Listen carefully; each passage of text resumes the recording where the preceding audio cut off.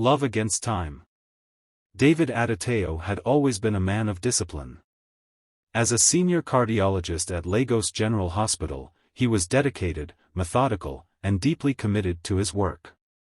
There was no space in his life for distractions, especially not love.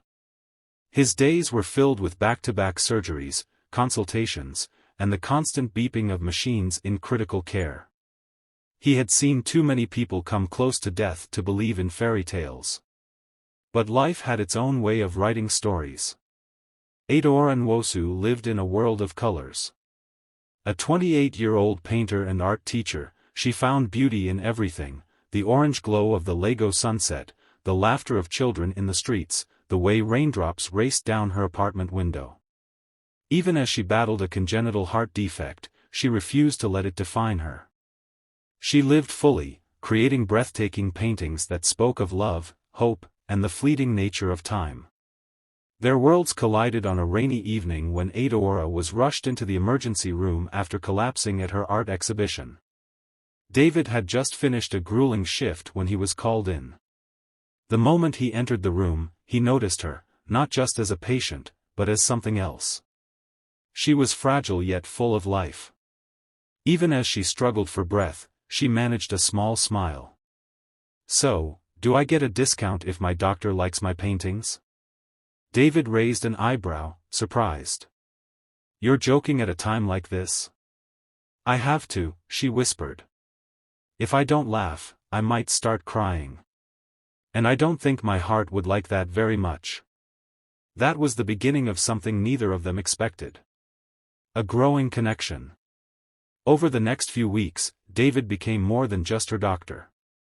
He found himself lingering in her room after checkups, captivated by the way she spoke about art and life. She painted every day, using whatever she could find: napkins, old prescription papers, even David's surgical mask once, which made him laugh for the first time in years. "You work too much," she told him one evening as she sketched a sunset on a hospital notepad. "Says the woman painting while recovering from a heart attack," he countered. "That's different," she smirked. "I'm living my life. You're just saving others." "But what about you, David? When was the last time you actually lived?" Her words haunted him. One day, Adaora convinced him to take a day off and visit an orphanage where she volunteered. It was there, among laughing children with paint-stained fingers, that David felt something shift inside him. Later that evening, as they sat by the ocean watching the sunset, Adaora turned to him.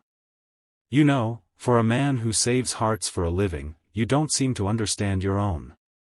David looked at her then, truly looked at her. And for the first time in years, he felt something stir in his chest. A cruel twist of fate. But fate was not kind. One evening, Adaora's condition took a turn for the worse. David was by her side when the alarms went off. She gripped his hand weakly as doctors and nurses rushed in. "Stay with me," he whispered, his voice shaking. She smiled faintly. "Always." David fought harder than he ever had. He pulled every string, reached out to every contact, desperate for a donor. But days passed, and Adaora grew weaker. One night, as she sketched one last piece, a man looking up at the sky, she said softly, "David, if I don't wake up, promise me you'll keep looking at the sky. Keep living." Tears filled his eyes. "Don't talk like that. You always say you don't believe in fairy tales," she whispered. "But David, you're mine." He held her hand as she closed her eyes, the machines beeping steadily. And then, silence. David stood frozen, his world collapsing. He had saved countless lives, but he couldn't save the one that mattered most. A miracle in the darkest hour. Just when hope seemed lost, the phone rang. A donor heart had been found. David didn't hesitate. He fought through the bureaucracies, signed every paper, and personally ensured she was taken to surgery. It was the longest night of his life. Hours passed, each second stretching into eternity. Then, finally, her heartbeat stabilized. When Adaora opened her eyes days later, the first thing she saw was David asleep by her bedside. She weakly brushed her fingers against his cheek.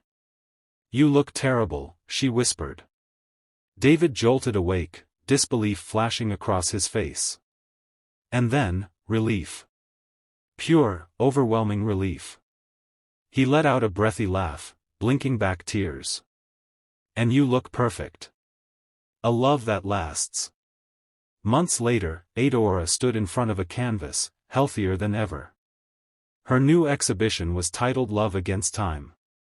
The paintings told a story, not of tragedy, but of resilience, of second chances. David was there, standing beside her, his hand in hers. "I never thought I'd live to see this," she whispered. David pressed a kiss to her forehead. "You didn't just live, Ada. You made life more beautiful." And with the sun setting behind them, they stepped into a future they almost lost, but fought to win.